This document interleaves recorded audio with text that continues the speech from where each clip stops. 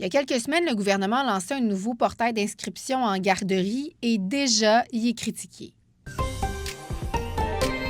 Le ministère de la Famille assure que c'est un succès, mais le problème, c'est qu'il y a des places devenues libres qui vont parfois rester vacantes pendant des semaines.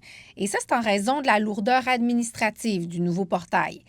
Avant, c'était la place 0,5 ans. Ça prenait de 24 à 72 heures pour combler une place. Avec le nouveau portail, ben ça peut aller à des semaines. Un exemple, l'âge des enfants n'est pas bien pris en compte par l'algorithme et ça fait en sorte que le portail va proposer un enfant dont les besoins ne correspondent pas toujours à la place qui s'est libérée. C'est le ministère de la Famille qui a décidé de mettre en place ce guichet-là. On s'entend que le guichet, là, c'est la gestion de la liste d'attente. Donc, si ça remplit pas ses objectifs d'efficacité, on s'attend à ce que le ministère de la Famille, non seulement soit proactif pour rectifier le tir avec la part des directions générales, puis qu'il y ait aussi une certaine tolérance par rapport, comme je vous le mentionnais, là, sur les impacts financiers que ça pourrait avoir pour les organisations.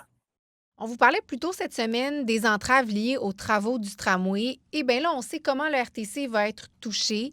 75 des trajets vont devoir être modifiés. Il y a une trentaine de mesures qui vont être mises en place pour tenter de faciliter la vie des citoyens pendant les travaux. Mais c'est clair pour la ville que les déplacements vont considérablement être transformés.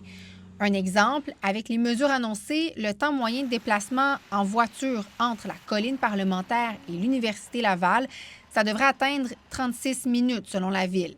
Et ça, c'est le double qu'actuellement. Et sans ces changements, sans ces mesures-là, bien, le temps moyen de déplacement serait passé de 18 à 52 minutes. Puis malgré les mesures qui seront mises en place, bien, le maire s'attend à ce qu'il y ait des problèmes. Ce ne sera pas parfait. Nous avons tout fait ce qui était possible à ce jour. Retourner toutes les pierres et prévu un programme ambitieux de 30 mesures.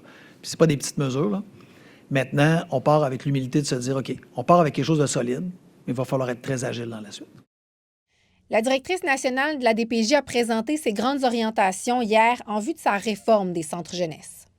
C'est prévu l'automne prochain et parmi les changements majeurs qu'elle veut mettre en place, elle veut plus qu'il y ait des enfants de moins de 12 ans qui vivent dans des centres jeunesse. Tous les détails sont dans l'article de Camille Carpentier sur l'application RC Info.